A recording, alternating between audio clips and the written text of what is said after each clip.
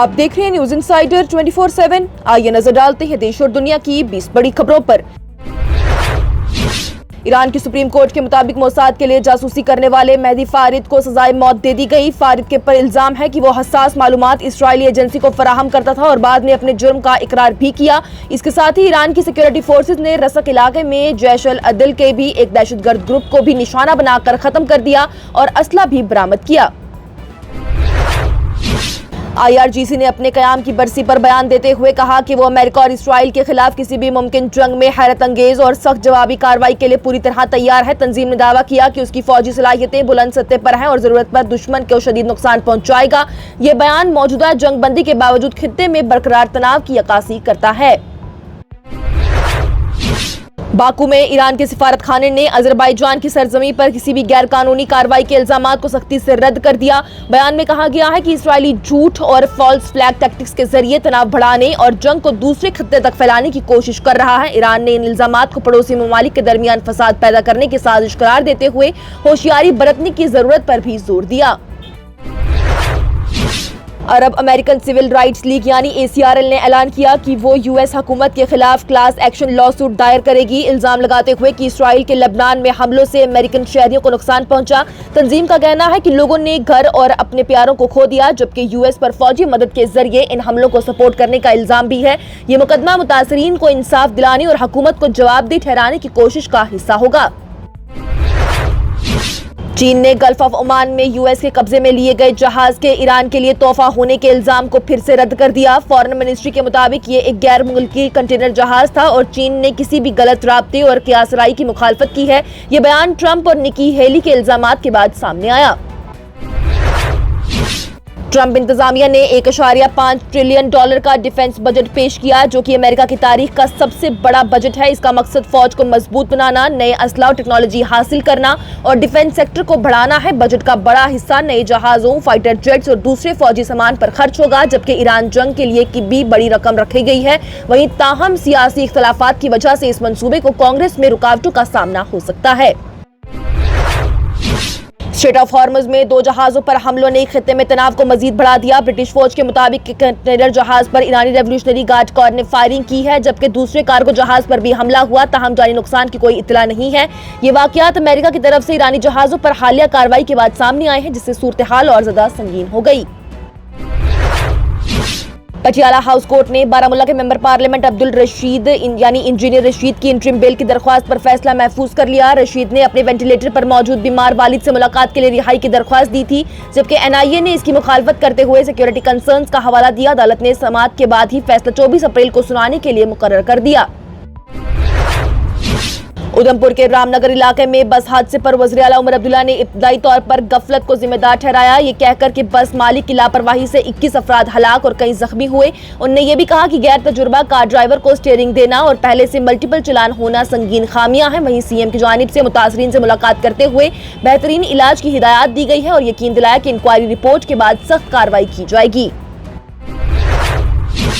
जम्मू कश्मीर के वज़ीर आला उमर अब्दुल्ला की जानिब से वेस्ट एशिया में ईरान, अमेरिका और इसराइल के दरमियान जंग पर फौरन रोक का मुतालबा करते हुए कहा गया कि इसके असरात पूरी दुनिया में महसूस हो रही हैं, जिनमें तेल की कीमतों में इजाफा, सप्लाई चेन की खलल भी शामिल है। उन्होंने ये भी कहा कि हिंदुस्तान फिलहाल मुस्तहकम है, लेकिन अगर जंग जारी रही तो सूरत हाल मजीद संगीन हो सकती है।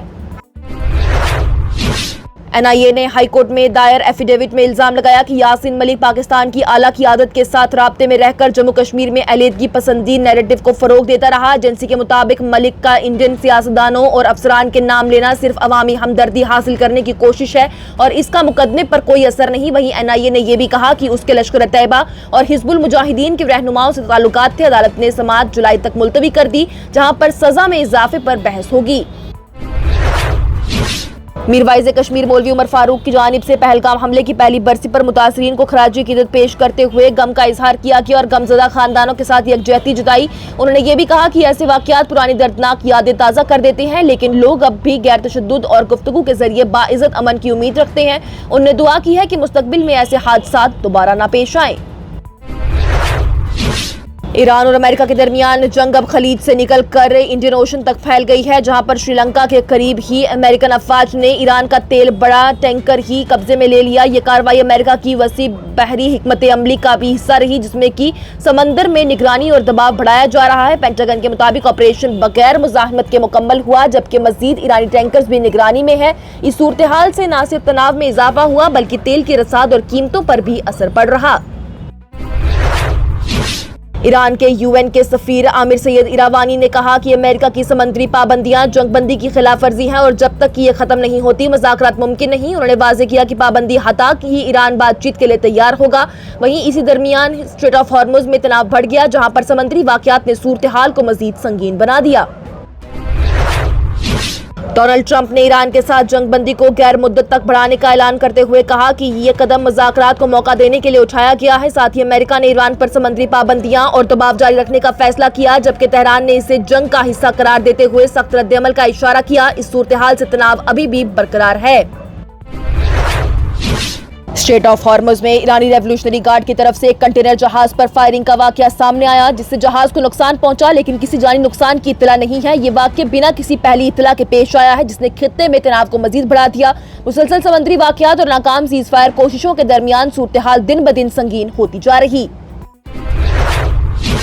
وزیر اعلیٰ عمر عبداللہ نے پہلگام حملے کی پہلی برسی پر کہا کہ جموں کشمیر دہشت گردی کے خلاف متحد ہے اور حکومت بے گناہ لوگوں کی حفاظت کے لیے پرعزم ہے۔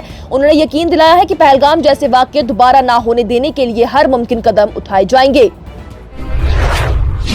جموں کشمیر کے لیفٹیننٹ گورنر منہوج سنہا کی جانب سے پہلگام حملے کے شہیدوں کو یاد کرتے ہوئے غمزدہ خاندانوں کے ساتھ ہمدردی کا اظہار کیا گیا اور اسے علاقے کے سنگین ترین حملوں میں سے ایک قرار دیا گیا۔ اپوزیشن کے رہنما راہل گاندھی کی جانب سے پہلگام واقعے میں شہادت پانے والوں کو خراج عقیدت پیش کرتے ہوئے کہا گیا کہ ان کی قربانی کبھی بھی فراموش نہیں کی جائے گی اور پورا ملک دہشت گردی کے خلاف ہمیشہ متحد رہے گا۔ جموں کشمیر اپنی پارٹی کے سربراہ سید محمد الطاف بخاری کی جانب سے پہلگام حملے کی پہلی برسی پر اسے ایک ایسا زخم قرار دیا جو کہ کبھی نہیں بھرے گا اور متاثرین کو خراج عقیدت پیش کی ہے۔ انہوں نے یہ بھی کہا کہ درد آج بھی محسوس ہوتا ہے اور لوگوں کو نفرت کو رد کرتے ہوئے امن اور انسانیت کے لیے متحد ہونا چاہیے۔